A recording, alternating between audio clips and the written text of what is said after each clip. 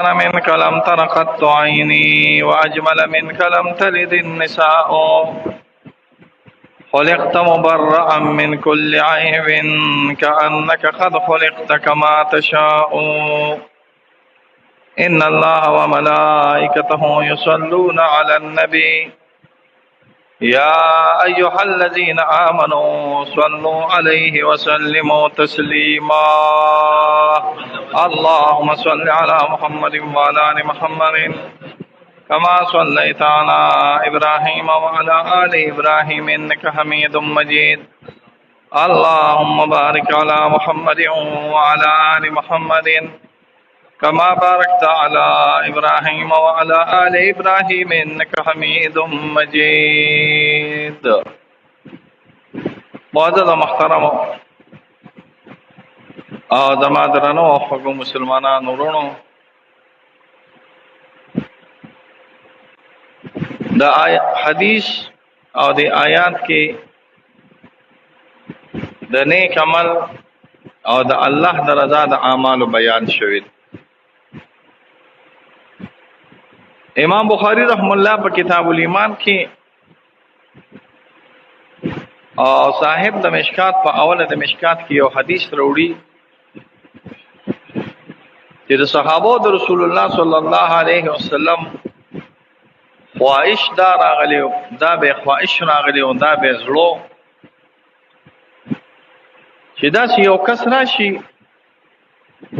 او دا الله د پیغمبر صلی الله علیه وسلم نه د دین د معاملاتو او د دین متعلق سوالونو کې تپوسونه دي نو کې ځکه صحابه د رسول الله صلی الله علیه وسلم د رسول الله صلی الله علیه وسلم نه د ادب د وجه نه او د احترام د وجه نه سوالونه کولی شو او نه د ادب او د احترام د وجه نه د رسول الله صلی الله علیه وسلم نه او د مجلس د ادب د وجه نه د رسول الله صلی الله علیه وسلم نه ادبن دا چې خبرې نشوي کولی. نو د دوی په دا خواهش راغلی چې د الله د پیغمبر صلی الله علیه وسلم نه داسې سمرګری تپوسو کی یا د الله د پیغمبر صلی الله علیه وسلم نه داسې یو کس تپوسو کی چې هغه زموږ لپاره هم د نفع سبب وګرځي او دا کم سامعین او ناظرین چې د دې لپاره هم د نفع او د خیر سبب وګرځي. او دا مسله ما تاسو ته ما قبل کړی و، خو تاسو مسلې نه یادېږي چې په اوله زمانه د رسول الله صلی الله علیه وسلم کې چې داسې مجلس کې به د الله پیغمبر صلی الله علیه وسلم ناستو، نو داسې امتیازي خصوصیت په اوله زمانه کې د رسول الله صلی الله علیه وسلم نو، یعنی داسې عام ډله کې به ناستو. صحابه به تګیر چاپېره ناستو. دا په احادیثو کې راغلي دي، تقریبا د ګڼو احادیثو مضمون دا نه چې د حلقې په صورت کې به ناست راغلي، خو د الله پیغمبر صلی الله علیه وسلم یا سایډ ته ناستو یا به په منځ کې ناستو. داسې خاص امتیازي ګدی یا داسې خاص امتیازي دونکاچه نه وه، نو دی به په ملمنو باندې یا چې څوک نوادر یا داسې کس فرال چې هغه به داسې نوادر راغلي یعنی نوی راغلی د هغې ته پته نه لګېده چې د الله د پیغمبر صلی الله علیه وسلم کم ځای کې دی او کم یو دی. نو حضرت عمر صاحب راولګېد د الله پیغمبر صلی الله علیه وسلم ته وایي چې یو دونکاچه تاله جوړو. دا د ښځو په دې کورونو کې د مانځه وړه غوندې دونکاچه دی، یو وړه غوندې دونکاچه تاله جوړو، ته به په هغه دونکاچه باندې نه ناست کې د خټو او که مونږ درته تولیه چولو، که مونږ درته پوړه چو یا سنور سو بچو ته په هغې باندې نه ناست نو یو خو په دې خلکو ته سهولت وي، بل دا دی چې مشر سړی داسې لږ اوچت ناست وي نو ټول خلک ورته ګوري، چې داسې منځ کې نه ناست وي نو ټولو ته نه ښکاري، او چې خبره هم کوي نو چې مشر سړی خبره کوي په منځ کې نه ناست وي نو ټولو ته خبر هم نه رسي. نو یو خو به دی چې د سامعینو دپاره یعنې چې څوک دا خبره اوري د دې دپاره به هم لږ سهولت وي، او بل چې ملمانه راځي نو د دوی دپاره به هم سهولت وي. بله چې تم خبرې کوي یا رسول الله صلی الله علیه وسلم، نو ستا د دې خبرو دا आवाज به یو شان رسی. اگر چې د رسول الله صلی الله علیه وسلم یو خصوصیت دی، ما تاسو ویلي خصائصو کې د علماء کتابونه دي. یو نوی کتاب پکې نه راغی د حافظ ابن دحیه الاندلسي، دا ډېر ښکلی کتاب دی او خصائص هغې ته ویل کېږي چې دا الله تعالی خصوصیت رسول الله صلی الله علیه وسلم له ورکړي او هغه نقل کړي دي چې یو خصوصیت د الله ر پیغمبر صلی الله علیه وسلم دا چې خبرې به کولی رو انداز کې، نو چې لس کسانو نو لسو ته به رسېدی او چې سلبو نو سلو ته به رسېدی او چې ضربو نو زرو ته به رسېدی. او که په دې مجلس کې به 1,00,000 کسان ناست وو نو عام معمول سره خبرې به یې کولې، خو دا به د 1,00,000 ته رسېدی. یعنې دا خصوصیت رسول الله صلی الله علیه وسلم. خو بیا هم خو چې سړی خبرې کوي او داسې اوچت نه راغلی نو لږ مشکلات دي. نو یو خو منبر نو جوړ شوی. امام بخاری رحم الله نقل کړي دي چې دا منبر نو جوړ شوی د الله پیغمبر صلی الله علیه وسلم به یو قجوره غونډه وه، هغې ته یې داسې ډډه والې وه او د دې ډډې متعلق بیا د سیرو عالمانو نقل کړي دي چې یا به داسې ډډه والې وه لکه دا ما چې والې ده، یا به دا ښي طرف ته ونه په دې دا ښي لاس به یې اچولی او داسې ډډه به یې پرې والې وه لکه سړی چې زه د دې منبر خوا ته ودرېدم او دې طرف ته ودرېږم او په دې منبر باندې داسې تکیه غوندې ولګوم، نو داسې تکیه به یې لګولې وه. په ناسته باندې خطبه د الله د پیغمبر صلی الله علیه وسلم نه عمومي حالاتو کې نه ده ثابت، خصوصا د جمعې خطبه نه ده ثابت. عام وعظ خیر دی، عام وعظ په ناسته باندې هم ثابت دی. لکه عباده ابن صامت صاحب داسې نور کسان رسول الله صلی الله علیه وسلم نقل کوي چې رسول الله صلی الله علیه وسلم ناستو په مونږ کې چې خبره یې وکړه. شارحین وایي د دې نه دا پته ولګېده که چېرته یو سړی کله ناکله وعظ یا ترجمه یا درس دا په ناسته باندې کوي نو هم خیر دی، نو درس خو څوک په ولاړه نه شي کولی که چې سړی ځان ته اوس مشکات او بخاري او بیضاوي په ولاړه باندې وایي، دا خو مشکلات جوړوي. خو د جمعې دا خطبه چې ده یا د اخترونو خطبه چې ده یا د استسقا خطبه چې ده یا د عیدینو خطبه چې ده دا چېرته په ناسته نه ده راغلې، دې کې همیشه ولاړه راغلې ده. فتح القدیر لیکلي دي چې دا ولاړه دا متوارث راغلې ده. متوارث دې ته وایي چې فی در پی نقل در نقل دا د رسول الله صلی الله علیه وسلم نه راغلې ده. نو یو دونکاچه باندې د الله پیغمبر صلی الله علیه وسلم ناست یو سړی راننوت او په مدینه منوره کې چا پېژندنه چې دا څوک راغلی، خو جامې یې سپینې راغلې او د سفر اثر پې نه نو راغلی او ځوانۍ کې نه راغلی، ویښتې تک تور راغلي. نو علما وایي تا نه یادو پیر صاحب ته مونږ ایستلې ښه، خو ملیان صاحبان وایي چې څوک علم کوي نو په ځوانۍ کې دی کوي. ستا خو سخت کال دوره ده که نه مبارک شه، وګوره د پیر صاحب مبارک سخت کال دوره ده،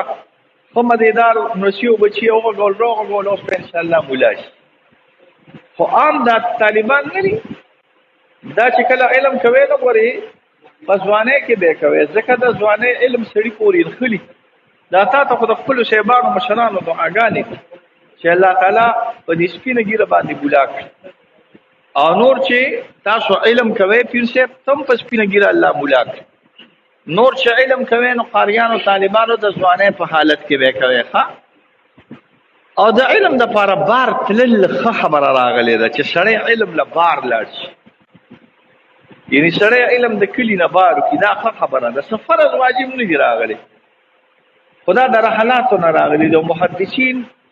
محدثین په علم کې تلل دا د فخر ګڼي. فخر دې ته وایي چې کله به چا ډېر زیات رحلې کړې وي یا رحله نو دا به صاحب دا به اعلی سړی راغلی چې وی به زه بغداد ته علم له تللی ما، زه بخارا ته علم له تللی ما، زه مصر ته علم له تللی ما او زه جاپان ته علم له تللی. جاپان ته څوک نه ځي، هسې خبره کوو خدای کو سب څیزونه یې ګوره د الله پاک څخه یعنی سره هم نه کوي که نه چې استاد یې جاپان ته پکې علم له څوک څه نه ځي. او یو روایت کې نه راغلی دی، حدیث نه دی چې طلب د علم اوکې اگر که چېرته دا په سین کې نه راغلی، سین نه مراد چین دی، اگر چې دا حدیث نه دی راغلی دا حدیث ځان سره یا ساتي. مقوله د خیر دی د حکما مقوله راغلی ده، مونږ پرد نه کوو دې ته اشاره کوي چې خیر دې سړی علم کوي نو لري دی وکړي خیر دی کور کې علم جایز راغلی چې مدرسه سره کور کې او علم کې جایز راغلی بل هيئت خیسته راغلی او طالب بخپل هيئت خیسته ساتي ګوري ها دا نه چې خچن پچن اوسه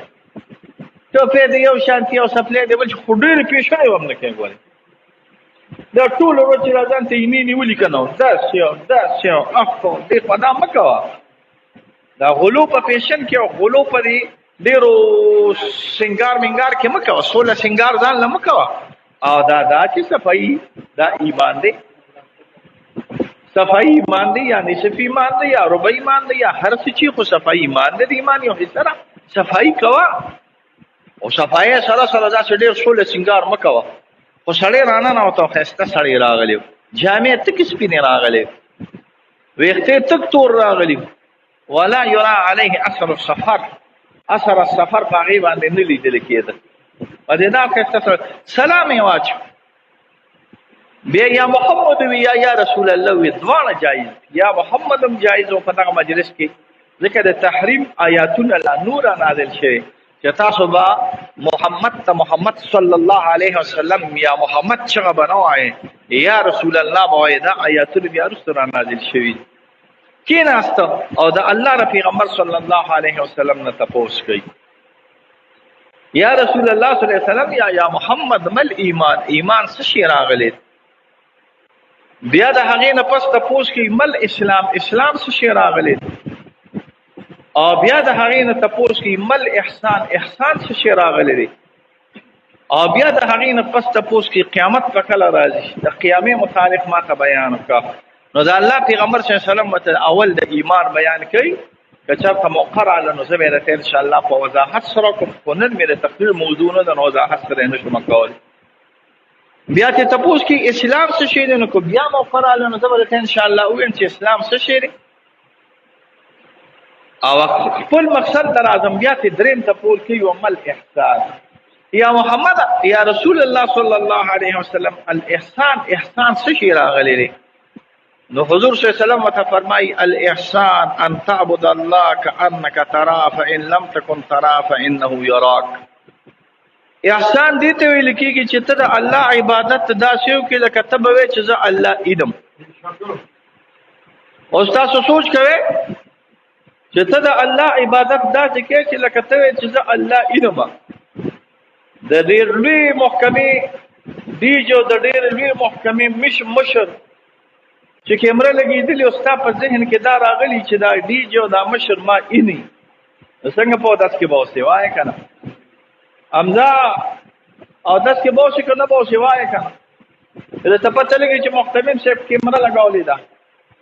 یا په انسټیټیوټ کې ماسټر دی او درته پته لګي چې ماسټر صاحب کیمره لګولې ده یا درته دا پته لګي چې محکمې والا کیمره لګولې ده یا درته دا پته لګي چې مخکې مشرانو سره کیمرې په حالت کې زما دا درې افعال او د اقوالو بیان شته ما ته پته دا خلک پیږي زما په دې کار باندې نو وایي څنګه په اودس کې به الله دا نپلونه او تاجودونه به دې شروع کړي زه خبره کوم دفتر کې څوک تاجودونه نه کوي دا نپلونه او تاجودونه او تسبیح باندې راړی بسم الله کله نه کله به سه مدم کې پکې څنګه ټول یو نو کړو نو په پاکستان دی غوړي اصله بیا به ډنډه کې وره نو د سه مدم په کې کې د مشر سه مدم کې د مشر سه مدم چې څوک نه کې حساب خراب وي خو کو یاد ساته ستا په دې ذهن کې دا راغلی چې ما اینی صرف ما اینی نشونه او چې بیا د صدا مخامخ درېږي اولو یقینو کا بعضی دفترونه وي دا غټ دا ملکان چې راشي لاړ شي دلته به قوم باندې راشي تړلې پړلې کوي ما لیدلي دي په دې خپلو سترګو باندې او چې دا بعضې خلک ودرېږي د دې لوی حکومتي ادارو والا دا غټو افسرانو مخکې یقین وکړه چې ګورې ړچ نو چې د دې خپل دنیاوي مشر دروان دی ودرېږي او نظر دې پرې ولګي او ړچې نو د الله متعلق چې ستا کله دا ګمان راشي چې زه الله ته ګورم او دا عبادت کوم نو دا ډېره زیاته د خشوع د خضوع د خیر او د برکت یو علامه اماره راغلی دی چې ستا په ذهن کې نه دا راشي چې زه دا مونځ کوم او زه الله تعالی اینم دا ډېره لویه مرتبه ده دې ته مونږ پیر صاحب مبارکه مرتبه د مشاهدې وي څه وي ورته مشاهده زمونږ را صوفیان لري دا دیران صاحبان مبارکان لري یو خو نن سبا جنجال لري خو چې څوک تعویذونه کوي نو خلک ورته پیر وایي یاره زما دا ډېره سخته بدي راغلې ده ګورې ښه مونځ نه کوي ته ظالم دی مونځ نه کوي مونځ نه کوي او دا د میډیا والا دا د بس صوبې وایم خو نه وایم دا د سپي زامن دا د میډیا والا پکې راشي تاسو دا تانو مې کې پیدا کړی ولې دې وسه پکې نه یاد دا تانو مې کې پیدا کړی او ته تعویذ کې هغه غریب په سره خبر نه د حمار بچي خو صرف دغه یو تعویذ ته ناشته او نه په موش پیږي نه په دس پیږي دا څه پکې مشته چې یو زموږ کومه د سار موږ کومه د ماسوتن موږ کومه د نور موزونو نو د سار موږ هم څلور رکعات کوي ها دا څه ګلدانې پکې نشته نو خدای خو یو خدای دی دغه پیرانو ډېر سخت خلاف یم لا کوم کوټګران جادوګران دا پیسې خواره دا څوک چې دا د پیر نومي په ذات باندې خودلې دی او کار یې نه دی مګر صرف څه شي دی تعویذونه کوي تعویذونه هم کم کو هم موږ چې تاسو په تعویذ باندې تاسو کړی تاسو هم نه دونه تعویذونه یوړل چې په تعویذ کې د ټول پاکستان بوستاو زما په تعویذونو باندې مسخر کړي اسی خبره کوو هم موږ دا چې پیسې وو چې لکه تعویذ راګ در کوم خو مال به پیسې نه کېنه او څوک دل په خیر درته په خوشاله د کی کړو روپیا کو دیواله خدا تعالی کول دا تور چرګ دا به مال راوړي او تور چرګ کور کې ساتلی هغه کور کې راغه بیا په 15 دا ټول په شریعت کې ناروا دي مانه مخه کېږي اول نو د نیکانو بزرګانو د حقيقي پیرانو په نسبت باندې مشاهده یو ډېر لوی مرتبه راغلي مشاهده مونږ دې ته چې ستا د سترګې او ستا د غوګونه په تجلیات د الله تعالی باندې کوئی شي عالم شي عین ذات نشم مې د چا پلان شي نه تسلې خو ته په تجلیات د الله تعالی باندې اورسیدي او ستا په سترګې ولګي په تجلیات د الله اوازونه اوري د تجلیات د الله نو دې ته موږ په خپل اصطلاح کې څه شي مشاهده بیا د دې نه کله نه کله لږ درست کیږي کله نه کله به د دې نه رست شي چې دماغو کې به دا نه راځي چې الله اینم خدا به وایي چې ما الله اینی دا ټول نه خبر ته راغلی حضرت امام زین العابدین صاحب دا په امامانو کې امام دی امام زین العابدین صاحب نوم چرته ورېدل تاسو د امام زین العابدین صاحب نوم چرته ورېدل تاسو به صرف دغه څلور امامان باندې شکر دې چې را څلور خو منه کوي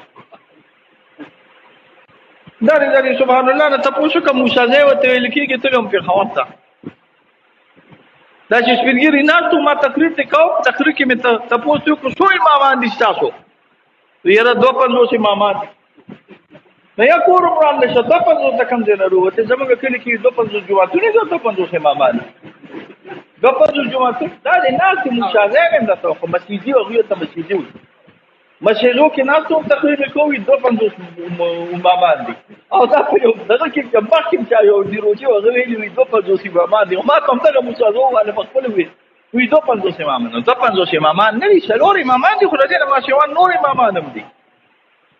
دا چې امامان دي چې امام موسی کاظم صاحب او امام علی رضا او امام زین العابدین او امام جعفر صادق او امام علی الباقر او تلویل شخصیت امام موسی امام زین العابدین چې وکړه موسکا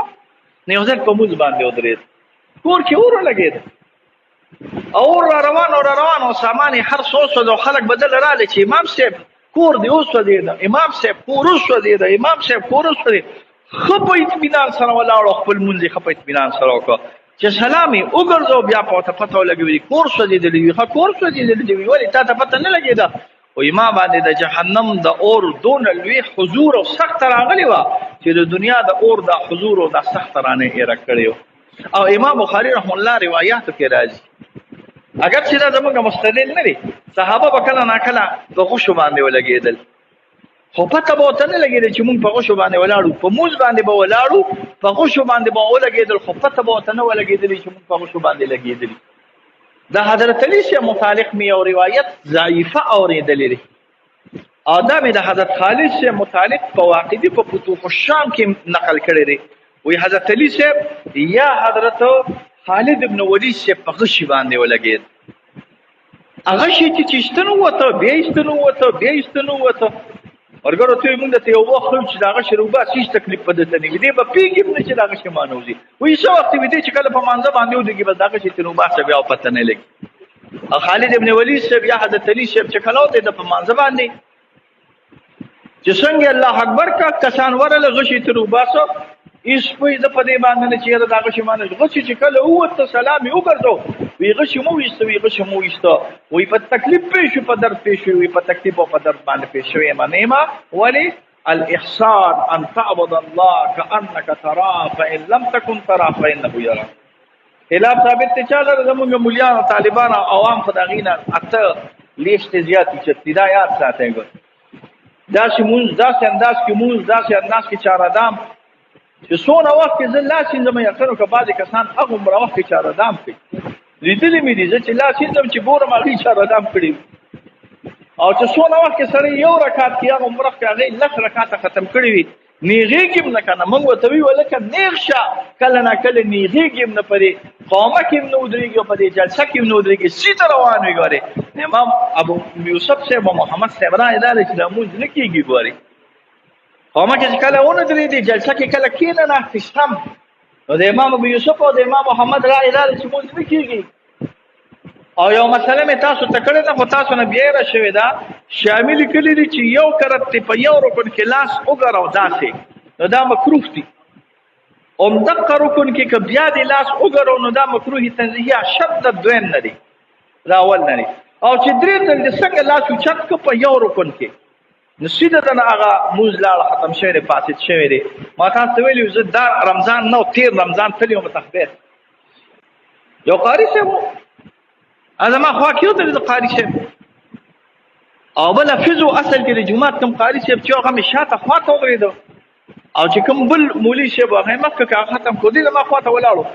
فکس 17 یا 16 ځله دو په یو رکن کې په یو قیام کې کله ګیره ګرولې کله پوزه ګرولې کله شونډه ګرولې او کله سترګې ګرولې په یو رکن کې په یو رکن د فقهاو په نسبت باندې دا موږ درې کله تمات شوی دی لا ډېره څو کله کړی نه احتیاط وکړئ ګورئ زمونږ طالبان عالمان قاریان په مانځه کې احتیاط نه کوي د مانځه د شان او د شوکت نه لري خبر یاد ساته داسې سجدې کوي زه اکثر د طالبانو ته ګورم سجدې چې کوي نه دا د سجدې په حالت کې دا خپې داسې پرتې وي دا دواړه خپې چې د چا داسې پرتې وي مونځ قطعا نه کېږي د تحتاوي او د شامي او د نوراللیسان راواله چې دا خپې داسې پرتې وي او که نه دا خپې دا دواړه خپې چې داسې پرتې وي دا شا طرف او په دې شا طرفونو باندې ته کله دا خپې ولګې حالت ته سجده کې او دا دې اونو درولې دا ګوتې دې اونو درولې نو چې ګوتې دې اونو درولې نو د نوراللیسا نه راواله تر د تحتاوي نه راواله تر د شامي نه راواله زلیل خانه د ټولو رائده راغلی دی چې مونځ نه کېږي نو چې مونځ دې ونه کېږي نو چې مونځ دې نه کېږي سوچ کوه نو چې مونځ دې نه کېږي نو نوره څه دعا نه څه خیر او نور څه برکت په انسان قلب ته راشي نو درخواست زما تاسو ته دا دی باچا صاحب زمونږ مولیانو سره خو دا یو مونځ دی حضرت لاهوري صاحب پر ایک ہی توضیحات ہے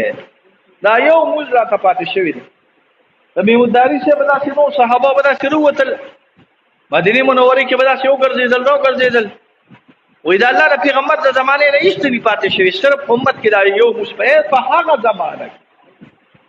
په هغه زمانه کې به وي د الله د پیغمبر صلی الله علیه وسلم نه اوس چې څونه دین دی هغه کې عمل سمې طریقې سره نه کېږي مګر صرف وي دا موس پاتې شي نو چې په هغه زمانه کې موس پاتې شوي نو په اوس زمانه کې خو په دې موس کې هم کمې او زیاتې په اعتبار د خشوع د خضوع سره راغلي کړم او بیا هم تاسو کوشش وکړئ زموږ د الله د رحمت نه بس ډېر امید راغلی پیر چې خو عبادتونو باندې شو کنه او مولونو باندې شو که عباداتو باندې شو په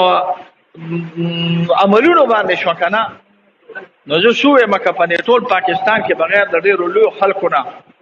او هغه لوی خلک هم په اعتبار د دې سره چې هر څوک په اعتبار د الله د رحمت سره جنت ته ځي دا یاد ساتئ نو که په عبادتونو عملونو شو نو ډېره مشکلات دی صرف د الله په رحمت سره به انشاءالله جنت ته ځو خو بیا به انشاءالله باچا صاحب مونځ به سمو ګوري ښه انشاءالله کوشش به کوو چې ولې قضا نه وکړو دویم به دا کوو چې ښه په اخلاص باندې وکړو او یو لویه پته راغلی دی تاسو لږ سوچ وکړئ زما په خیال باندې دا شی زیات شو او دا زمونږ په دې هاي کلاس کې او دا زمونږ په دې مولیانو هټو کې زیات شو، په دې هاي کلاس افسرانو کې زیات شو. هغه دا دی چې خلک فرض نن سبا کوي او د سنت پرېږدي. ګورئ تاسو په دې مرض باندې سوچ کړی دی که نه هم دی کړی؟ دا مرض دی زیات شوی دی که دا مرض زیات شوی دی. ګورئ مرض داسې راغلی دی چې فرض کوي او د اولني سنت خو نه کوي، یو خو چېرته کوي نو د اخرني سنت 2 رکعته کوي او د اولني سنت نه کوي. ګورئ دا مرض په دې دفترو کې، دا مرض په دې غټ مولیانو کې، دا مرض په دې کاروباري خلکو کې زیات شوی دی. دا مرض مه زیاتوئ. ګورئ سنت ته رسول الله صلی الله علیه وسلم د وجې نه باندې شفاعت خراب شي، د سنت ته رسول الله صلی الله علیه وسلم د نه کولو د وجې نه به د دعاګانو کیسه رانشي، د سنت ته نه کولو د وجې نه به د حضرت مجدد صاحب فرمایي چې چا مستحب ترک کړو الله دې توفیق د سنت ووالي، او چا چې سنت ترک کړو الله دې توفیق د واجب ووالي، او څوک چې واجب ترکي الله دې توفیق بیا د فرض ووالي. ګورئ دا یاد کړئ. او حدیث کې راغلي دي محرمات، او حدیث کې راغلي دي حرام اشیاء یا ناکاره کارونه، دا په مثل د چراګاه د بادشاه راغلي. ته به ډېر ځان وساتې، ډېر ځان وساتې، ډېر به ځان وساتې، اول به دنه په دې اړه کې سنت تم شي، بیا به پسې فرض تم دی. ګورې نو زما درته دا درخواست چې فرض خو به کوو، خو سنت هم انشاءالله دپاره د شفاعت رسول الله صلی الله علیه وسلم او د دعاګانو د حصول د رسول الله صلی الله علیه وسلم دپاره کوو انشاءالله. بله دا دی که مونځ نه کله ګډ وډ شي که نه نو سنت دی الله تعالی په بدله کې دنه قبلوي. دا فقها وایي ښه مونځ دې ګډ وډ شو، یا د قضا شو، یا د پته نه لګي چې دا جامې مې خرابې دي، یا د پته نه لګي او دس ټینی او بیا دس یو کې، خو یعنی د الله دربار کې موږ قبول نه شو نو دا سنت په الله تعالی راوالي، ستا په فرضو کې بیا وروالی. مونځ نه چېرته قضا شوي دي په ورکوټوالي کې، دا سنت په الله تعالی راوالي، په فرضو کې بیا ورواچي. نو فرض به هم کوو، سنت به هم کوو، سنت او فرض خو لا یو طرف ته، نوافل به کوو. حدیث کې راځي د بخاري حدیث دی چې انسان په نوافلو سره ما ته قریب کېږي. فرض فرض کوي، واجب فرض کوي، سنت په مرشو کوي. انسان الله تعالی ته په څه طرف قریب کېږي؟ نوافلو سره. تر دې حده پورې چې زه اله شم په ما نیول کوي، تر دې حده پورې چې زه خپې شم په ما زما په د قوت په ذریعه باندې تلل کوي، تر دې حده پورې چې زه سترګې شم په ما لیدل کوي، تر دې حده پورې چې زه ژبه شم په ما باندې دعاګانې کوي، زه قبلوم بیا، او زه سمع شم، زه غوږونه شم په ما باندې اورېدل کوي. دا ټول برکات ته څه د وجې نه راځي؟ د نوافلو او د عبادت د وجې نه. یا الله تعالی رحم وکړي، کرم وکړي، د عباداتو توفیق هم نصیب کړي، د شرونو آفتونو نه په امان کې وساتي، د دواړو جهانو خیر راله راکړي، چې څه ګناهونه مو کړي هغه راته معاف کړي. یا الله ګرمي کمه کړي، یا الله دې وطن ته خیر پېښ کړي، یا الله یهودیان تباه برباد کړي، یا الله تعالی مسلمانانو ته خیر پېښ کړي. هر ځای کې چې مسلمانان دي عزت یې نصیب کړي، هر ځای کې چې کفر دی، کافر دی، ظالم دی، فاجر دی، فاسق دی او اوچت دی، یا الله تعالی حقته کې، یا الله تعالی د دین جنډار دې کې اوچته کې، د کلمې جنډار دې کې اوچته کې، د کفر او د شرک او د بدعات او د ناکارو خلکو جنډې او قوتونه کم کې، ایمان ته خیر پېښ کې تر نه راضي شي چې درځونو دا کلمه هم نصیب کړي چې لا اله الا الله محمد رسول الله. سنت کوي شر